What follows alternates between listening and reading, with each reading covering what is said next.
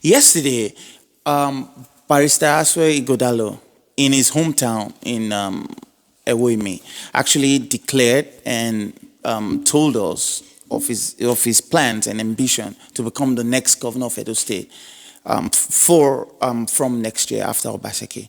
And then I've heard a few things being thrown around, but one thing I keep hearing that bugs me out is he doesn't speak Esan. Translator, we don't need somebody that will call a translator to talk to us. He doesn't speak Esan. How can a man born during that time not know how to speak Esan? I was like, wow. So the politics of Edo State, it's devolved into that. That's what we care about.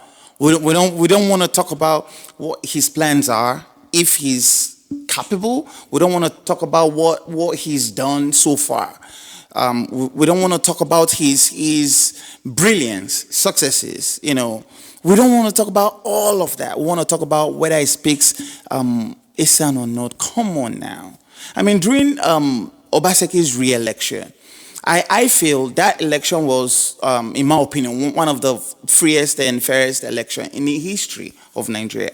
I felt, because of that election like set a template for future elections in Edo State. And during the election, we talked about substance. We talked about, what does this man have that he can bring? What does this man have that he can bring? Now, 4 years after, or 3+ years after, now we're going back. Now we're talking about whether he speaks Esan or not. Like, come on. If he gets elected, he won't make speeches in Esan. If he gets elected, he won't be the governor of Esan or the governor of Ewemi. He will be the governor of Edo State. I mean, let's talk about what his antecedents are. Let's talk about what his plans are. Let's talk about his ability, to be able to pull that out. Let's talk about how he's been extremely successful in his private life. Law firm, being boards of organizations all over the world.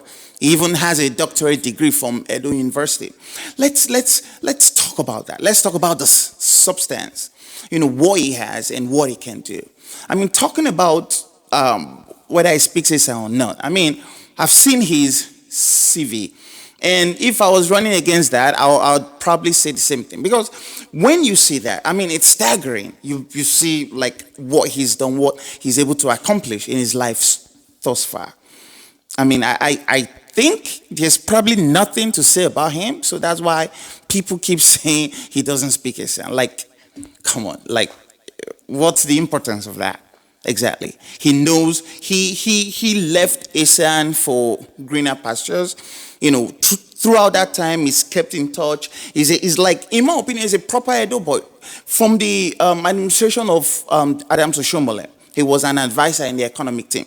Even this administration, Obaseki's administration, he's also an advisor in the economic team.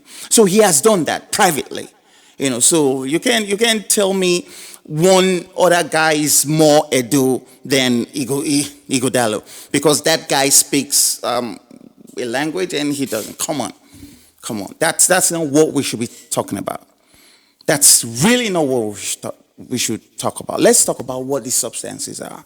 Let's talk about what he can do. Let's focus on the plans. Let's talk about that. For the love of God, stop talking about whether I speak Esan or not. I beg. It's in they make my brain cells, they drop. Thank you.